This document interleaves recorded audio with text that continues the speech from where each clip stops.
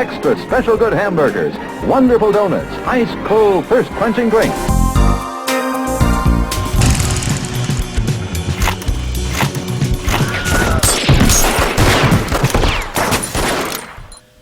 Ruby Malone is a fixer. That doesn't mean she tightens leaky faucets or seals drafty windows. It means she's a gun for hire. She'll do just about anything for the right price, and she certainly doesn't allow her conscience to obstruct a potential payday. There's no money in asking questions, so Ruby doesn't, and she shows no contrition for the things she's paid to do, or the people she's paid to kill.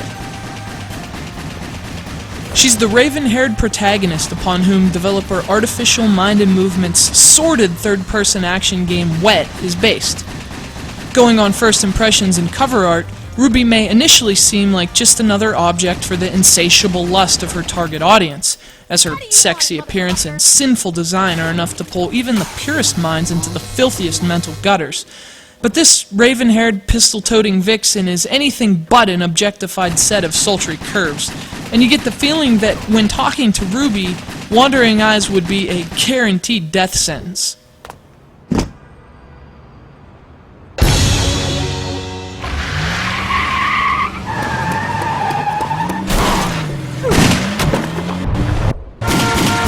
There are a ton of things I like about Wet. In fact, there are a ton of things I adore about Wet, and Ruby is one of them.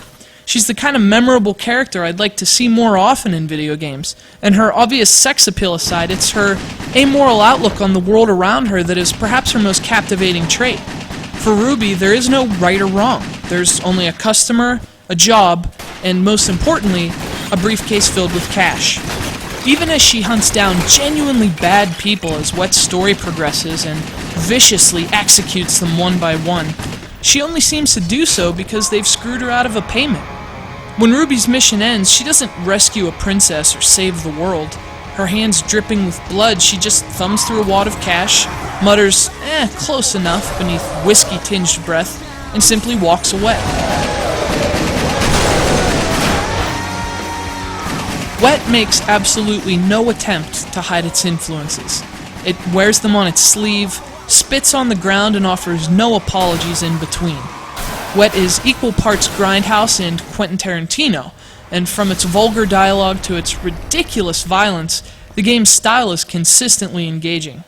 It completely grasps just how over-the-top it is, and it does an excellent job of highlighting the absurdity with its plentiful homages to 70s Grindhouse cinematography. Touches like a film-grain graphics texture, drive-in intermission reels, and abrupt film strip cuts when Ruby dies really amplify the deliberate crudeness of Wet's iniquitous B-movie revelry. Obviously, style and presentation are two of the things Wet does best, and the game's soundtrack is a huge part of that. It's comprised of rockabilly riffs and songs that make ideal companions for the game's seedy tone and often accentuate what's happening on the screen. Artificial Mind and Movement couldn't have possibly done a better job assembling the soundtrack, and it's a highlight that's really worth noting.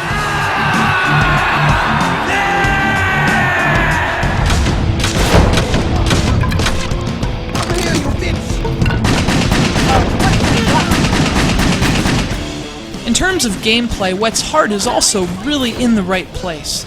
It's a third-person shooter that splices influences like Max Payne and Stranglehold with the acrobatic genetics of games like Tomb Raider and Prince of Persia. It's basically about killing as many enemies consecutively as you can, and building up the highest kill combinations possible while Ruby scampers around like a gymnast and performs the bloodiest floor routine you've ever seen. At least the concept behind Wet's gameplay is every bit as enjoyable as the game's style. In motion, Wet's surreal action can appear complex, but it's really only a matter of a few buttons. Ruby can initiate a slow-motion acrobatic kill by diving, sliding, or running along a wall. And as the dual-wielding vixen automatically targets the nearest foe, players are tasked with firing her other weapon and racking up consecutive kills. She'll stay locked on to one target while you control the camera and find another corpse to create.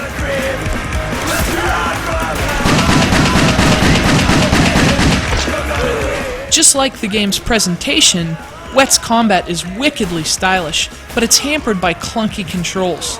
Given the Matrix-like nature of Ruby's acrobatic attacks, you'll want to move smoothly through the game's levels, but controlling her is often strangely imprecise, which is counterproductive to the fast-paced, run-and-gun feel Wet strives so hard to create. Hey, maybe it's the whiskey. The gameplay can also become a bit repetitive after a while. Wet breaks things up with some highway chases and a skydiving segment, but even some of those levels struggle with the game's reliance on frustratingly picky QuickTime events. Wet turns to these button prompts all too frequently, and worst of all, at some of the game's most climactic moments.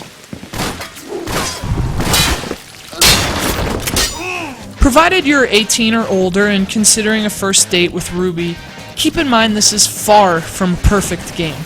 It's really not even a great game. It's a bit clunky and can get pretty repetitive, but like the movies it worships, Wet is a sleazy exercise in blood, sex, and rock and roll. A made-for-popcorn slab of flawed but fun action gaming. I don't know about you, but once in a while that's more than enough for me.